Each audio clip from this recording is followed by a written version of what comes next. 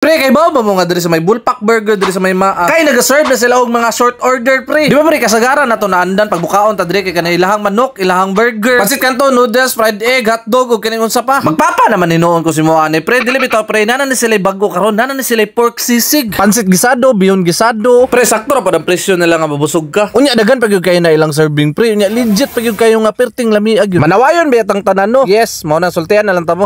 Pare, kumusta ang buhay? Juan at your service bay. Nag-vlogger na ba ang tanan-aw? Maayo na pre para makabalo mo kung lalim ba ning mag-edit-edit og video. Ito pre, oy nangaon mo diri sa Bulpak Burger. Pre, grabe gyud diri pre ba magtapok gyud ang mga tao. Pero pre, walay problema kay gipadaghan og maayo nila ilahang lutuanan diri. Tanawa ra guna pre, maskin pag unsa kadaghan ang imuhang order di pre kay perting anara na. Mao nang diri miganahan mo kaon pre kay abtik kay na sila og kaning mga malipayon kay mga tawhanan. Pero lain pa yato pre kay nana gyud ni sila short order nga pansit gisado pre. Kita gyud na nimo dia pre nga kompleto gyud ang mga Ricardo. Barato ra pre kay tag 145 pesos ra. Mangita po kag sisig pre, na sila pork sisig diri. Mga nato ra gud nilang mga foods diri pre. Og feel pod nimo makaon og kaning mga chicken joy pre, kaning hotdog, mga instant na mga pagkaon ba. Mao na pre og masaag ka diri sa Maap pre kay hapit diri sa may Bulpak Burger. Og isa pa po dai pre kay libre sabaw ni sila diri. Pre kung wala kay cash kay naman ni sila GCash diri. Pre location na ni pre kay sa may Sunny Point at bang ra ni sila kaning Bulpak Burger. Samaan ni pre along the highway ra gyud ni sila. Pre daghan ni sila mga branch pero kanira sila nag-serve og kaning mga short order ba. Diyan pre, solbad na po ng turak, pasis ako.